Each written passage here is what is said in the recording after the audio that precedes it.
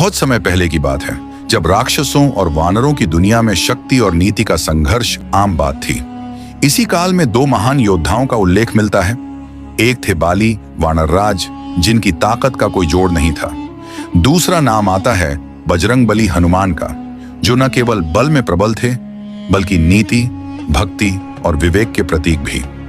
बाली की शक्ति बाली को एक वरदान प्राप्त था। जैसे ही कोई उनके सामने युद्ध करने आता, उसकी आधी शक्ति बाली को मिल जाती। इस कारण कोई भी उन्हें सीधे चुनौती नहीं दे सकता था। बाली ने इस वरदान का दुरुपयोग कर अपने ही भाई सुग्रीव को निष्कासित कर दिया था और उसकी पत्नी को भी अपने महल में कैद कर लिया था। बाली का यह कृत्य न केवल नीति के विरुद्ध था, बल्कि यह धर्म के भी विपरीत था।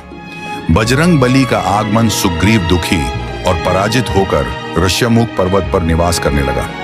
वहीं एक दिन भगवान राम और लक्ष्मण उसकी सहायता के लिए पहुंचे।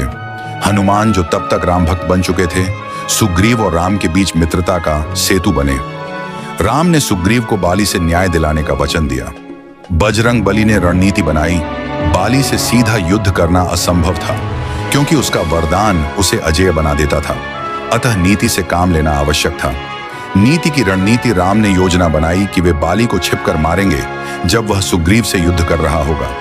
पहले प्रयास में राम ने बाली और सुग्रीव में अंतर नहीं समझा, तो सुग्रीव को पराजय मिली। तब हनुमान ने नीति से काम लिया।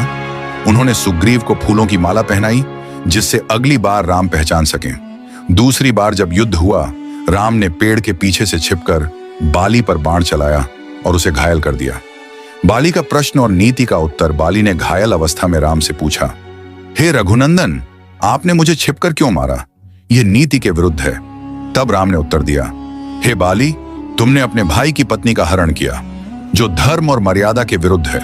तुम्हारा वरदान अन्याय का उपकरण बन गया था।